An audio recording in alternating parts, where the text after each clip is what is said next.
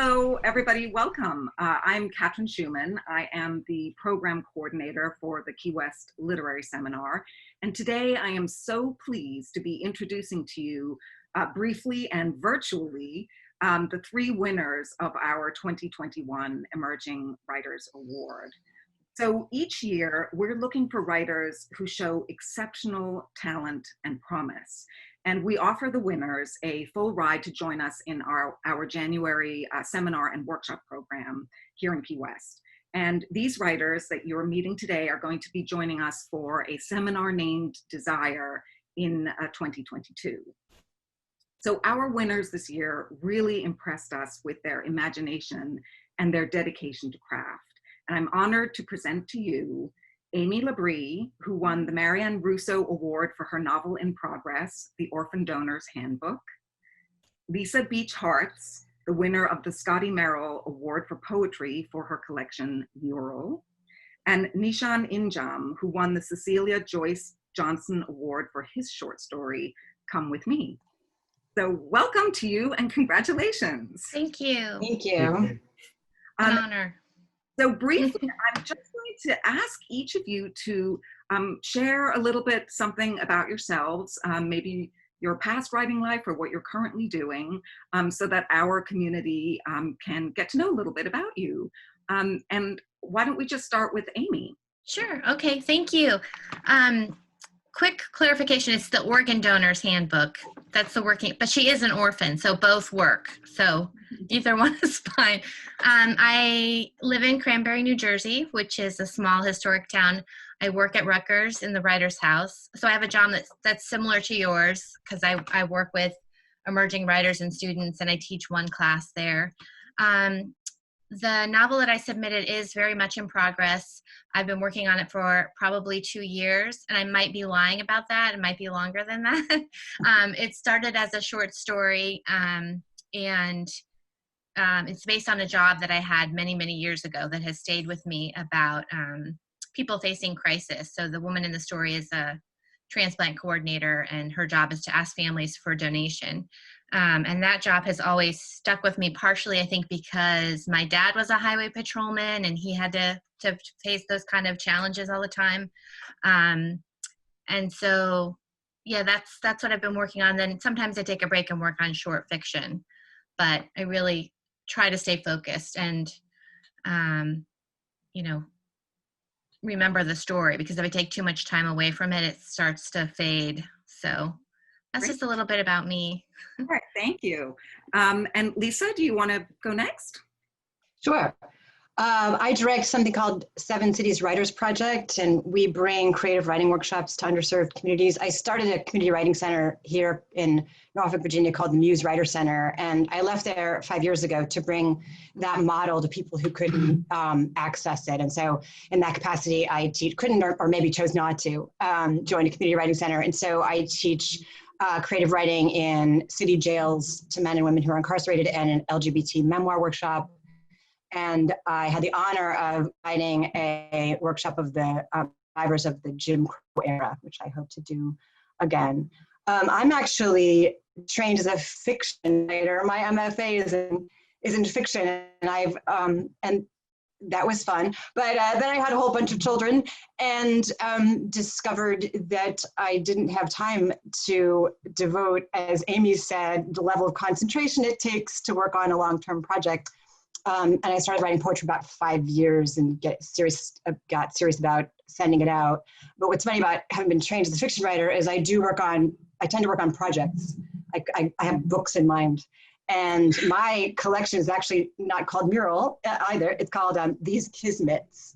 And it is a collection exploring the life and work of the abstract expressionist Lee Krasner, better known as the widow of Jackson Pollock.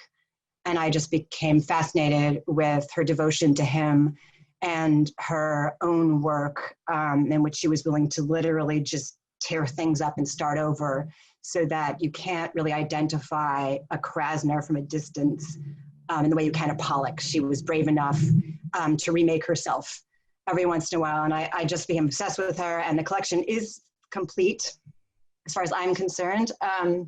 Nobody's taken it yet, but I'm hoping, and I'm hoping this prize will be a boost. It's an incredible honor. So that's where I am. I'm now working on another project about marriage, my own and the institution, which is, again, project length, could take a lifetime, but that's where I am. Great, thank you. And Nishanth? Yeah. How about you? Tell us a little bit about yourself. Sure. So I am from a small town in Telangana, India. I live in Ann Arbor now, though. Quite a long move. So I'm in my Zell year at the University of Michigan, in the LNL Writers Program. I'm currently working on a short story collection that's set in both India and the United States as well. It's about home and what it means to find home. It's also about immigration. I think the book I'm trying to write it's a self-portrait of sorts, because I think the condition of being an immigrant is sort of invisibility, and I think I wanted to explore this idea of a past self, the self that exists before you immigrate, and I think that's what I'm trying to write a book about. I am really grateful to the Key West Literary Seminar and also Cecilia Johnson for this award. It's an incredible honor. Well, you know, one of the great things about my job is that I get to read these submissions. And when, you know, as we get to the final stages, the semifinalists and the finals, it's really pretty nerve-wracking because there are a lot of unbelievably compelling submissions. And so I remember each of your submissions vividly, and just feel excited for each of you that we have the opportunity to help raise you up a little bit. And to follow on with what you said, Nishanth, is you had mentioned before that we talked a little bit about your writing style. And I was wondering about this particular story. And you had mentioned that you chose the story. It's one that you've worked on for a long time. But maybe you could tell us a little bit more about sort of the behind the scenes process of doing something like this, being a person who's trying to create a whole world in a short story. Sure. So this is the first story, the first literary story I began to write. This was my entry into short fiction. I tried writing this story 5 years ago. Couldn't make it work. I don't like the term work, because it has all of those capitalistic and connotations. But this story is very dear to me, and I've been working on it for a long time. I wanted this story to represent this T.S. Eliot phrase that I hold very dear. It's sort of experience without the meaning. So I wanted to capture the experience of being young and in love, but also when you are that young, you don't necessarily understand everything that's happening to you. And I wanted to capture the angst of that period. Yeah, well, you succeeded very well, because you are the winner of the award, and so congratulations. Thank you. Lisa, can you tell us a little bit about choosing those particular set of poems for your submission? Yeah, I looked back after we talked last week, and I realized I picked the ones that I think I had the most fun writing, the ones where the work really jumped out at me. And then when I looked at how these individual paintings came into being, the backstories were fascinating, especially Mural by Pollock, which is just massive. And I got to actually go sit with it at the National Gallery in DC, and it was just so moving. And it had a whole mythology behind it that Krasner had created as part of her creating the myth of Pollock, which turned out to be a lie, which I thought was like, wow, what a layered way to experience, a work of art, and how it influences, how it goes into the world, and the stories that it tells, or that people tell for it. But anyway, so I think those were the ones that I chose, the ones that I felt like I enjoyed making, and so maybe someone would enjoy, sitting with them. That's so interesting. We often talk about the energy of a piece, of different genres. Like, you can tell when you're reading something, when you have hundreds of submissions, you can tell when something has a little spark. It's like got this fresh energy. So it's interesting to hear from your perspective that that's also kind of what you were looking for when you were going through your pieces. Yeah.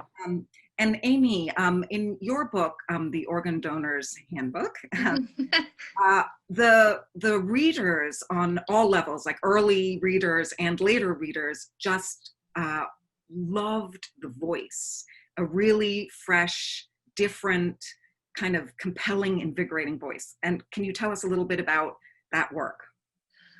Yeah, I think the voice comes from a lot of my own head, which is that I'm really hard on people in my mind. And we talk about this in the writing classes that I teach, that often when you're someone who's judging others all the time, as this character is, and as I have a tendency to do, really internally, you're a harsh judge of yourself. And so I like that kind of dichotomy, this character who doesn't quite realize yet that part of her edge is that she's just as mean to herself as she is to other people. And she's also kind of stuck in these situations that are where she can't say and do the things that she'd want to do, because her goal is to get people to say yes to donation, and you can't be a jerk when you're asking for that. But so she's always caught between how she's used to be behaving or comfortable behaving and having to behave in a different way. I don't know.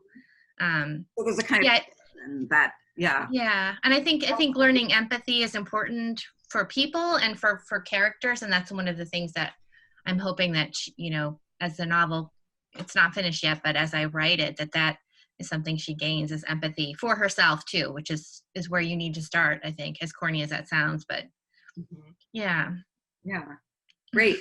Well, it was a very brief introduction to the three of you, but I'd like to welcome you to the Key West Literary Seminar family, basically. I'm sorry that we have to wait for a while to get to meet in person, but it was nice to hear about your writing histories and your current plans, and I really look forward to welcoming you here next year. Thank you so much. I'm so excited. I appreciate it. It's good to meet all of you. Take care. Okay. Bye-bye. Bye-bye. Bye.